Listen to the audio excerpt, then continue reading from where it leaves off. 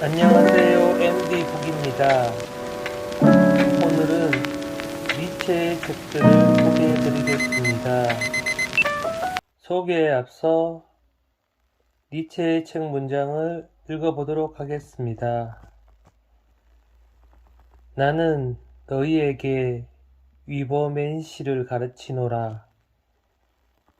사람은 극복되어야 할 그 무엇이다.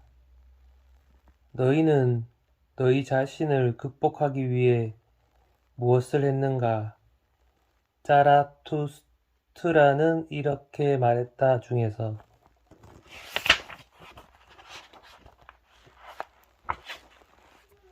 사람에게 위대한 것이 있다면 그것은 그가 목적이 아니라 하나의 교량이라는 점이다.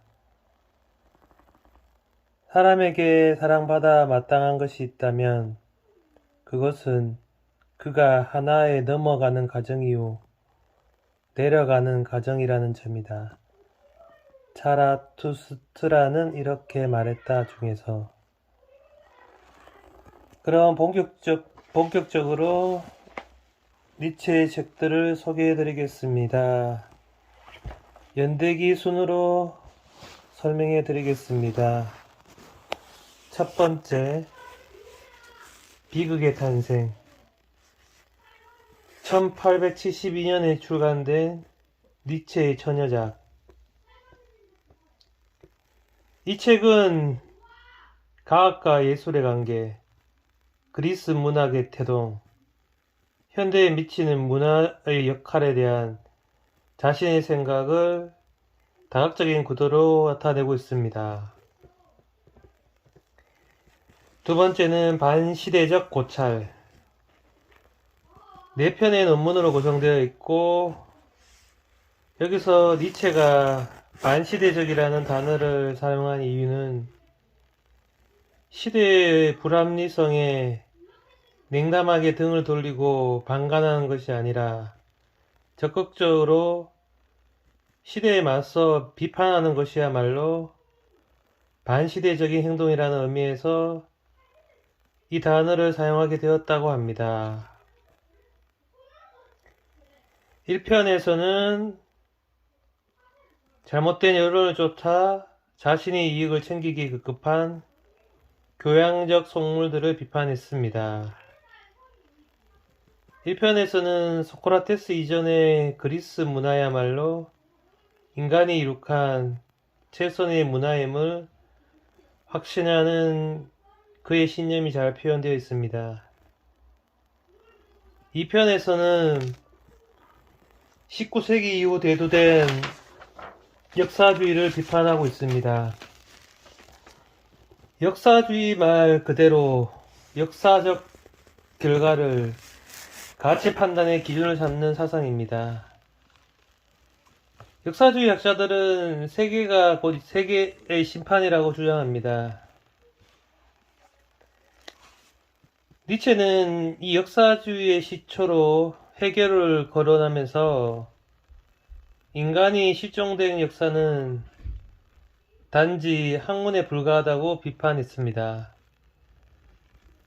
3편 교육자로서의 쇼펜하우어는 쇼펜하우어를 위한 니체의 헌사라고 할 수 있습니다. 그는 쇼펜하우어의 부정을 인용하며 모든 것을 부정할 때 비로소 모든 것을 긍정할 수 있다는 니힐리즘을 선언했습니다. 4편으로는 바그너가 도달할 수 없었던 문화적 성과를 기대하며 한 명의 예술가가 창조하는 문명이 아니라 인류의 보편적인 문명이 일으켜야 할 문화의 힘을 처음으로 인식하게 되었습니다. 다음으로는 인간적인, 너무나 인간적인. 이 저작부터는 니체는 아포리즘적인, 즉 잠언적인 색채를 띠기 시작합니다. 이 책을 저술할 무렵 독일은 프랑스와의 전쟁에서 승리한 기쁨에 한껏 도취되어 있었고, 니체는 정쟁의 승리를 문화의 승리로 여기는 독일 국민의 몰직함에 크게 분노했습니다. 이 책을 통해 인간이 이룩한 가장 선한 것과 최고의 개념에도 무엇인가 경멸할 수밖에 없는 부조리가 존재하고 있음을 암시하려 했었고, 짧은 잠언들마다 그의 사상이 잘 묻어나고 있습니다.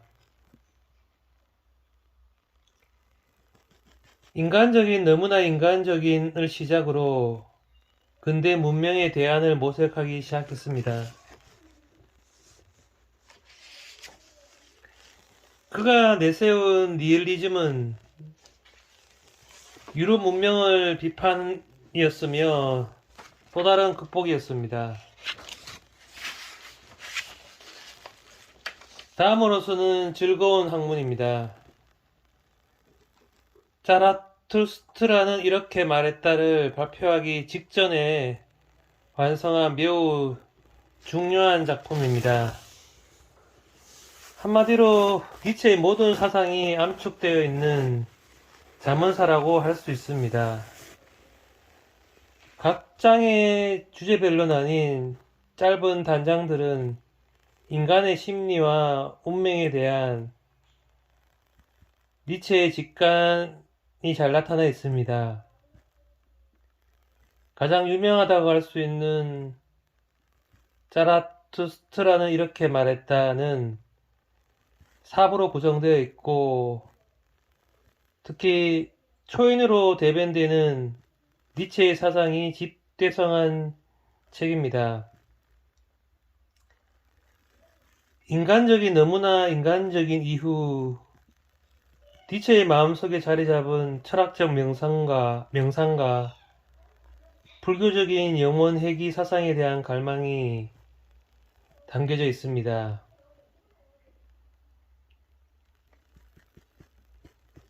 니체가 만들어낸 자라투스트라는 절대적인 초인입니다. 하지만 자라투스트라의 존재가 성립되려면 먼저 이 세상에 더 이상 절대자가 존재할 수 없다는 전제가 비롯되어야 합니다. 자라투스트라는 대지의 자식이며 인간의 순수한 의지라고 할 수 있습니다. 다음으로는 선악에 넘어서 자비로 출간된 책입니다.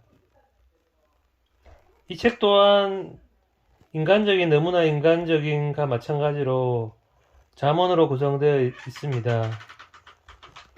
철학적인 의미보다는 오히려 문학사에 더 많은 영향을 끼쳤습니다. 삶을 유지하는 인간의 욕망을 펼쳐진 이 명작은 버나드 쇼, 앙드레 지드, 앙드레 말로, 토마스 망 같은 대문호들의 사상적 배경이 되었습니다. 전통적인 성과 악으로 이분된 세계를 뛰어넘는 가치의 전환이야말로 이 책의 주제라고 하겠습니다. 다음으로는 도덕의 계보입니다. 니체의 사상을 단편적으로 압축하자면 반윤리적 정서라고 할 수 있습니다. 물론 이것은 범죄나 악덕을 옹호하는 폐륜적인 사상은 아닙니다. 그는 인간이 스스로 도덕의 노예가 되어 짓밟혀온 시간이 바로 인류의 역사라고 정의하고 있습니다. 이 책을 통해 인식이 단지 인식으로 그치는 것이 아니라 인간을 지배하게 된 경위와 그 결과를 논증하고 있습니다. 존재가 끊임없이 순환하는 영혼 회귀 사상을 주장했는데, 인간의 본성을 억압하는 윤리와 종교가 이 순환을 가로막는 주범이라고 역설하고 있습니다.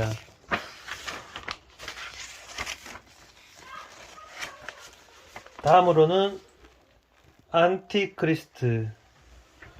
니체는 너무나 유명한 반기독교도였지만 그의 말처럼 니체가 실제로 비난한 것은 오늘날 기독교적이라 불리우는 모든 형태와 이념들이었습니다.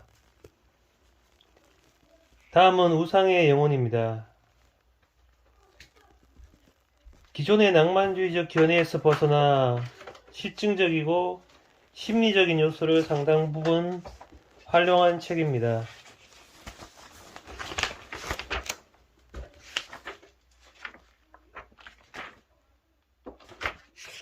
이 책을 통해 종교, 사회, 문학, 과학, 예술, 윤리, 철학, 법 등이 이제는 인간의 보편적인 감성을 넘어서 인간의 본능을 지배하는 우상이 되었다고 정의했습니다.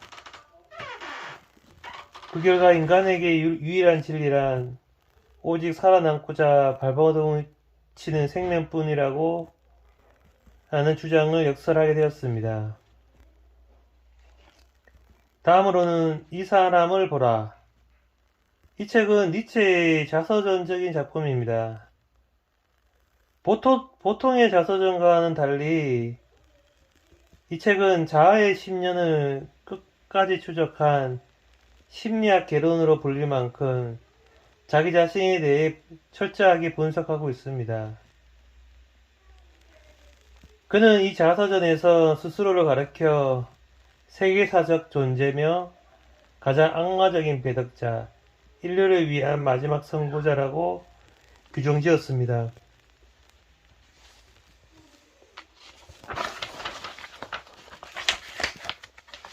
마지막으로 권력의 의지입니다. 이 책을 통해 모든 전통적인 가치 개념을 뒷바꾸자 하는 욕망을 품게 되었는데 상식적으로 윤리 혹은 도덕으로 불리는 개념들이 실은 인간의 본능을 억압하는 데 지나지 않는다는 주장을 펼치고 있습니다. 니체는 해석과 논리가 언젠가는 인간을 몰락시킬 것이며 동일하게 주어지는 사회적 욕구가 모든 인간을 하나로 만드는 날이 도래하게 될 것이라고 예언했습니다. 기독교가 권력의 의지를 타고나는 인간의 본성을 거스르는 종교이기 때문에 반드시 타파되어야 한다고 말했습니다.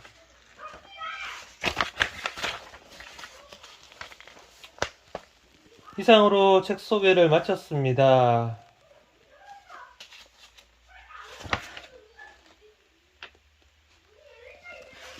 다시 한번 자라투스트라는 이렇게 말했다의 문장을 읽어보고 마치도록 하겠습니다.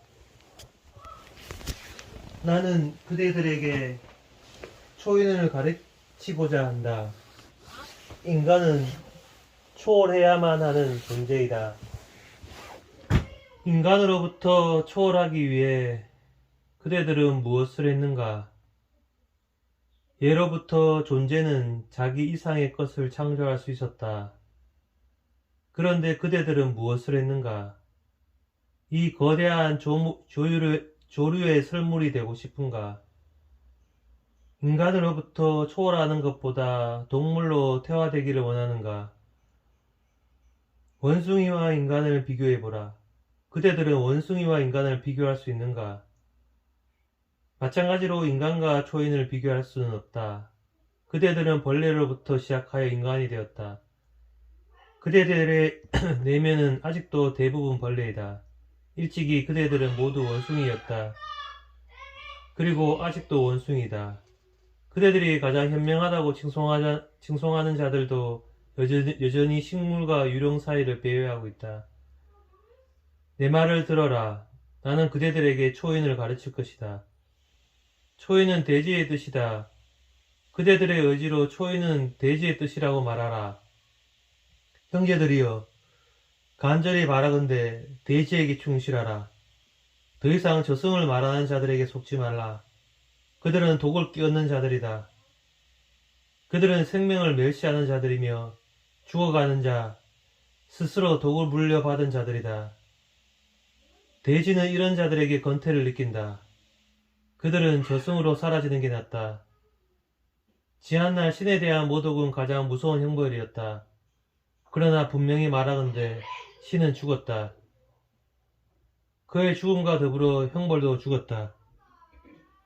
지금은 돼지에 대한 모독이 가장 무서운 형벌이다. 이상 니체의 저자와 니체의 문장들을 읽어보았습니다. 감사합니다.